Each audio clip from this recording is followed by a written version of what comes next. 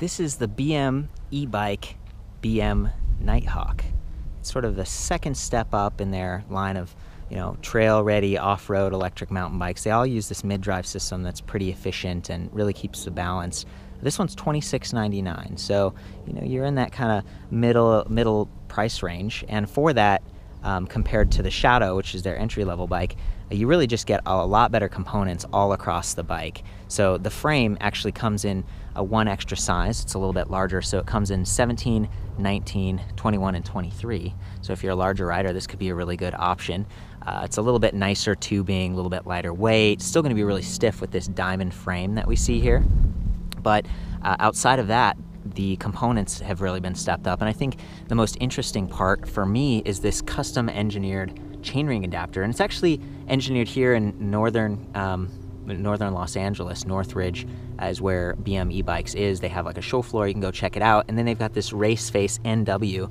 And that NW stands for narrow wide. So you can see the teeth here go from narrow to wide. And what that does is it keeps the chain from sort of slipping as you're riding off-road and potentially rough terrain. And this chainring is a little bit smaller than the standard 8-fun BBS-01 chainring, which is going to give you more leverage as you're cranking and really riding off-road, which is what this bike is designed to do. So I think that's a really cool feature to call out because it's custom and because you could also kind of mount your own chain sprocket afterwards if you wanted. But I think it looks cool. It kind of adds a neat feature to the bike. This is a 9-speed cassette Shimano Deore, so it's pretty high-end on the Shimano lineup. It's got kind of a longer derailleur here. Just, works really well to have 9 speeds on a bike when you're actually going off-road and you're climbing, but still potentially wanting to hit those higher downhill speeds as well. With a mid-drive motor like this, you really don't have any chain rings up front. I think Yamaha's working on one that might have a chain ring, but this system doesn't have like shift sensing, and so you can imagine if you had 2 chain rings up here, now you're dealing with 2 derailleurs, and there's just more complexity. The chain can drop and stuff. So I think they made a good decision just sort of optimizing the one ring that they do have for a little bit more off-road riding. Compared to the Shadow, this one has upgraded pedals. I love these Welgo aluminum alloy, big platform, lots of surface area, and then these nice little nubs. And they're tougher, so if the bike falls over, they might not get banged up like plastic could. While we're talking about wheels, I guess I should point out these nice rims, Vera Terra, and then the tires, Hutchinson Scorpion, and they're 26 by 2 inch, so they're a little bit wider. Going to give you a little bit more cushion, but these are 26-inch wheels, and that's going to be a little bit quicker for maneuvering on trails. It does bring the frame down a little bit lower than if this was 27.5 or 29-inch, but I actually prefer 26-inch for type of riding I do. The travel on this front fork, XCM by Suntour, is 100 millimeters, so it's 20 millimeters more than the entry-level Shadow, which is cool, and it has lockout in addition to preload. The other one just had preload, so very cool. It's got pretty nice brakes too. These are 160 millimeter rotors front and rear, but they are hydraulic. So we've got these Hayes Dynocomp hydraulic brake levers. It's upgraded, and being hydraulic, that's going to give you an easier activation than mechanical. You're not going to have to pull as hard. You can just use a couple fingers, and that's really nice for actually, going down bumpy terrain. That's nice that way. But they don't have a motor inhibitor, so when you pull that, you could potentially be fighting the motor, and it's not going to give you that quick shut-off that the other model would have, or that other bikes with the motor inhibitor would. And that's an interesting trade-off, because this motor doesn't stop as abruptly when you stop pedaling in pedal assist mode as something like the Bosch system, right, or Impulse 2. It's not measuring as rapidly. So you'll see that when I do the ride test. Like, I'll pedal and I'll stop pedaling, and the chainring will still spin for a moment. You got to keep that in mind when you're on potentially hazardous terrain like this, where there's like a big drop off and you need to stop and the bike's still going. I think you can overpower the motor with those hydraulic disc brakes. It's just, it's something it's worth mentioning right there. I also want to point out, it's kind of the upgraded seat post right here, Oval Concepts. Same up here on the stem, really nice.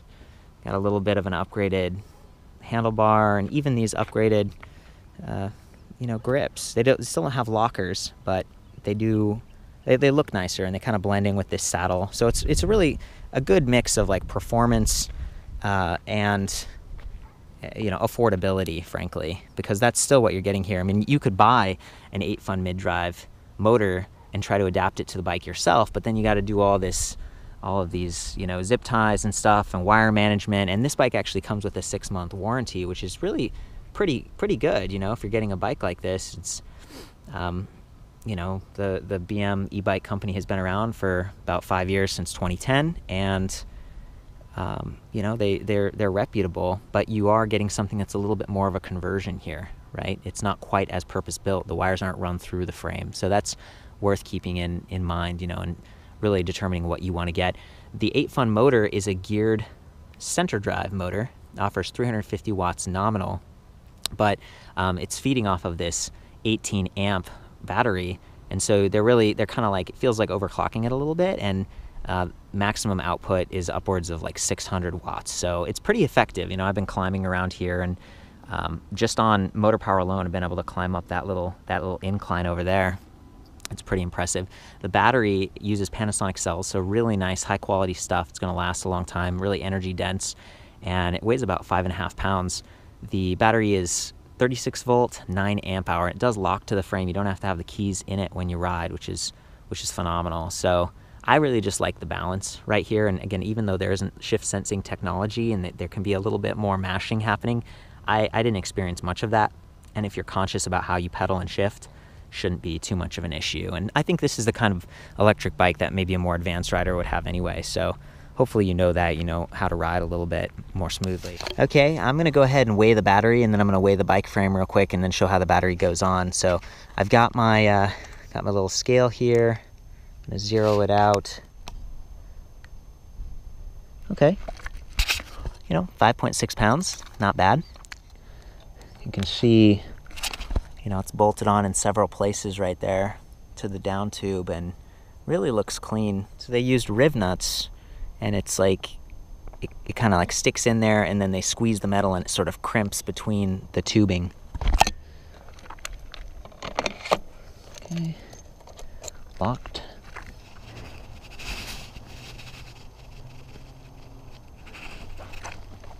Cool. 46.3 pounds, not bad at all. That's a really light bike, and you'll notice that I weighed it right in the middle of that top tube right there. Okay, and this is kind of the medium-sized frame we're looking at here, 19 inches. So, again, 46 pounds. It's pretty sweet. So to activate this, you just make sure the battery's charged and on the bike, and then you hold down the power button for a couple seconds. Display comes on. You got your speed up top, miles per hour by default, but you can switch to kilometers. 5 little battery bars here. It's set up default with 3 levels of pedal assist, okay, but you can also change it. There's a lot of settings in here. If you hold the plus and minus button, you could change it to 5 levels of pedal assist or 9, and you're just getting smaller power increments, which means it's just a little bit more precision for how you're riding and how much control you want to have over power output. Of course, the lower level of pedal assist you're going to get better range with, but you're not going to have as much power. Okay, so that's just one kind of the neat thing. There's also a wattage meter right here, so you can kind of see like how much power the motor's putting out, and a trip distance. You can easily, navigate this menu right here pretty much without taking your hand off the grip, just reaching over plus minus, and then there's a trigger throttle. And I love that they use the trigger throttle because, it doesn't compromise your grips in any way. You basically just reach over when you want it and use the throttle. But for me, to maximize range, if this gets like 25 to 35 mile, per charge, you're going to get the higher level of range if you're using pedal assist, and just a more fluid ride. And it's pretty quiet. I mean, it's a pretty good setup. And, even though it is more adapted, because everything's black like this and really clean, the wires and everything blend in nicely. So it's a bike that feels cool to me. Like, it looks cool. And they've got, like, if you see this chain stay or seat stay braze-ons, and they've even got like a little place where you could mount a rear fender, front fender. So it's a pretty capable frame. It's going to accommodate your needs. Unfortunately, the bottle cage adapter is too low right here. It kind of interferes with that battery pack, but which, by the way, is sort of reinforced. So they did extra mounting points onto the frame. They customized it very much like that chainring adapter or spider. So it's a cool bike, and the benefits of a mid-drive is that you're going to be able to use quick release on the front and the rear wheel for, you know, changing your flats or truing your rims or whatever happens out there on the trail. And of course, if you take it to a bike shop, you need some maintenance done. It's just going to be a lot easier and less intimidating to work with because all of the motor components and everything are just really separated. So maybe that's enough talk, and I should just hop on the bike and try to show you what it's capable of. Get going. Again, 20 mile per hour top speed. I'm going to start out in pedal assist level 1.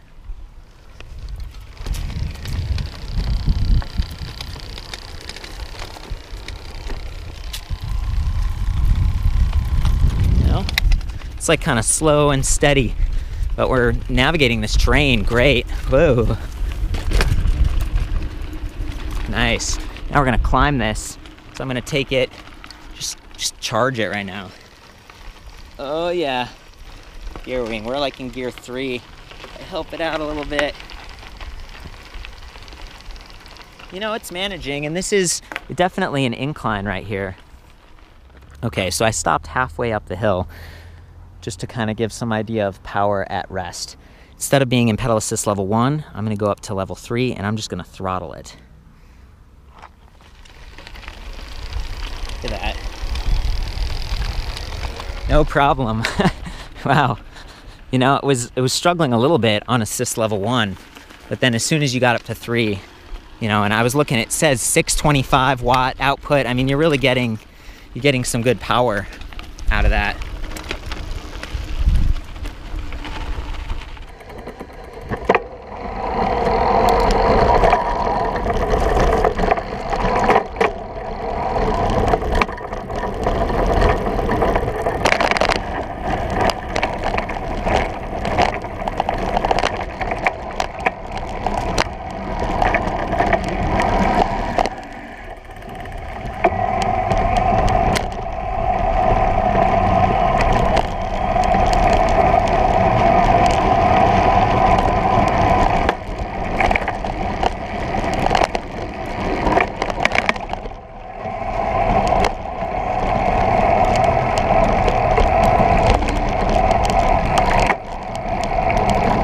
So just to show like the motor power and climbing on this thing, I think I'm gonna go to like maybe the 3rd ring on this. So it's not the lowest, you know, it's the 3rd. And then I'm gonna just cut up through this hill right here. And you can see, you know, I'm gonna take it steeper if I can and just try to work this motor and see what happens. And, you know, this has been peaking out above 600 watts. This one's 18 amps too, right? Yes, yeah, so Tim from BME Bikes is gonna hold the camera for me while we do this.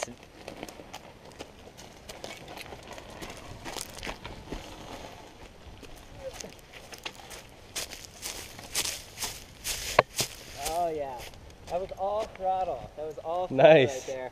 I mean, I weigh 135 pounds, so I'm not like super heavy, but you know, that's pretty impressive. Like just to see what the bike can do on its own. Again, that was pedal assist level 3. So thanks, Tim. You know, a little ad hoc, you know, off-road adventure. But you know, again, for considering this is the BBS-01, you know, it still performs really well with this larger battery. Woo! Disc brakes doing their job, you know, making sure you don't get too crazy. That's awesome. Yeah, you know, this is a pretty fun bike, and it's kind of at that price point that doesn't feel like you're breaking the bank, but you're still getting like a pretty quality bike, and you don't have to do the work of like getting it there. Maybe you can focus on upgrading it further if you want, and just enjoying it, and you know, letting them worry about the warranty and that kind of stuff. So, you know, for the full review on this and other BM electric bikes, I'll see you back at ElectricBikeReview.com.